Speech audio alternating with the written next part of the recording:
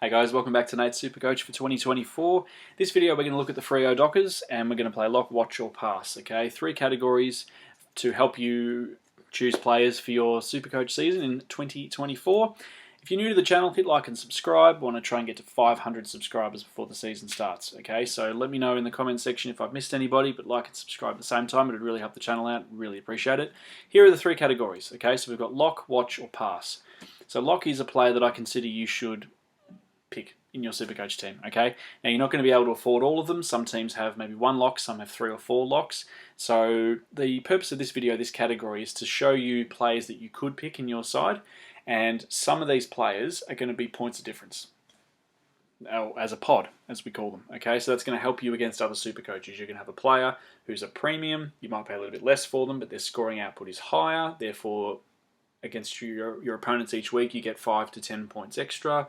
Could put you up the ranks, especially if you're up towards the business end there. So that's what the lock category is. The second category, watch. Okay, these are the players that we would like to pick or we're thinking of picking, but we just don't have enough information yet. So we need to watch preseason games, inter-club, match simulations of training reports, round 0, all right, community games, all the rest of it for their role. Any sort of injuries that are lurking from off-season, all right, and their scoring potential. Okay, are they a player that we want to spend our money on? And at the moment, we just don't have enough info to say yes or no. So they're on the watch list. They're in the maybe pile. And then there's pass. Okay, so this is where we've looked at it and I think there's just too much doubt on the role, the job security, or their scoring potential. So for the money that we're asked to pay for them, we're probably not going to start them. Of course, we can pick them up later in the year, but for the moment, it's probably not enough to sway me to say yes. All right, so let's get started with the Dockers. All right.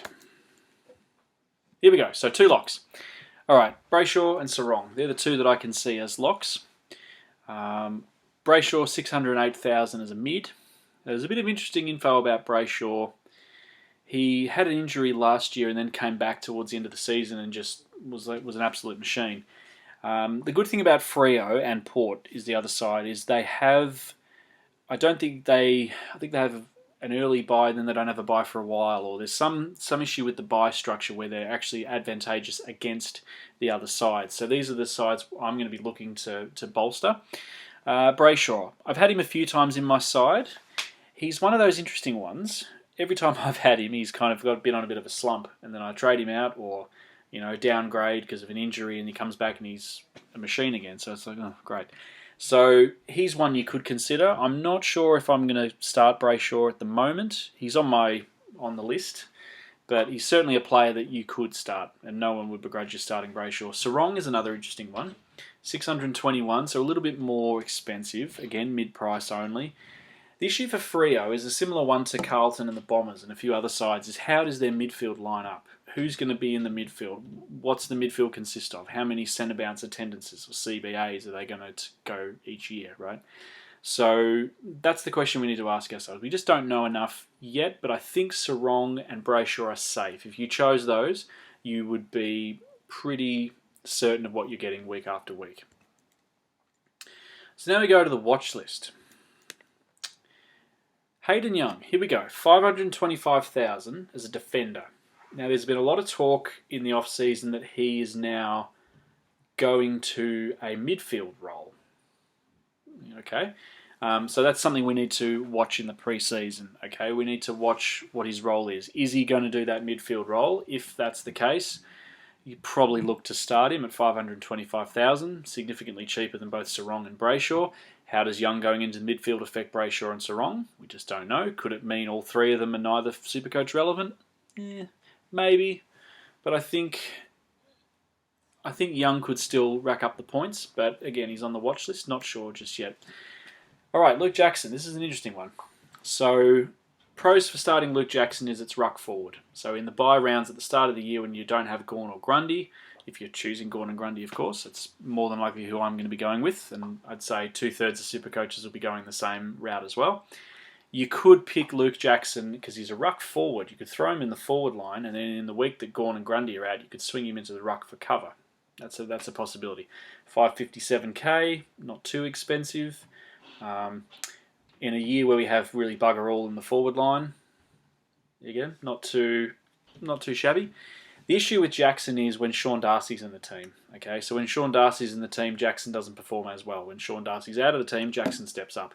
So again, he's on the watch list to see how Sean Darcy is, how they sort of match up, whether they 50-50 ruck or whether Darcy rucks mostly or Jackson comes in as well. Just not sure. So that's what he's on the watch list for that.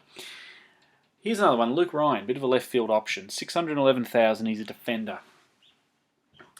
Quite high average last year. I've watched Freo games a couple of times for Ryan. I haven't had him in my side, but he's been on that sort of maybe next year list, right? So 611,000 defender. Probably a little bit overpriced to start him, but he's certainly one that I would keep an eye on as a downgrade target. Maybe around 5 or 6 if he's lost 20-30,000 potentially. Who knows? He could rise up to 650. We just don't know. But for the moment, 611. It's a lot to pay for someone who you're not 100% sure of. But yeah, again, someone to watch. Okay, this is an interesting one. Now, I mean, he couldn't return to his previous form, could he? Oh dear, Nat 5. Okay. 2 or 3 years in a row now, I've picked him. He's had an injury for a week. I've held him because he was cheap. That injury's turned into 3 weeks. I've kept him on the bench. He's lost money, etc., etc. Pros for Nat 5. Okay, this year he's mid-forward. Okay, in a year where we've got bugger all forwards, that's obviously a good thing. We can fling him into the midfield. 283, he's pretty awkwardly priced.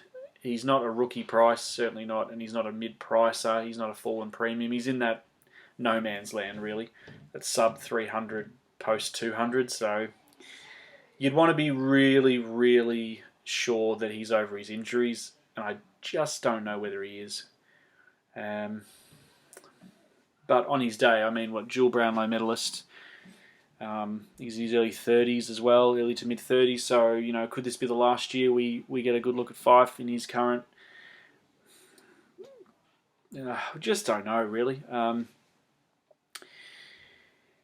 Is he going to go in the midfield or is he going to go forward? Longmuir could switch him up. Not sure if he goes into the midfield. Does that take points off Young, Sarong, or Brayshaw? Quite possibly. Do they take points off each other? I'm probably not going to pick him at this stage unless there's a drastic change, purely because I think he's probably not Supercoach relevant anymore.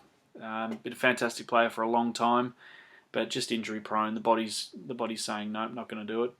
So yeah. Anyway, guys, that's how I see the Freo Dockers. Let me know in the comment section if you think I've missed anyone. And I've got 18 videos coming, so video for each side rather. So plenty to help you in your Supercoach 2024 planning. And see you in the next video.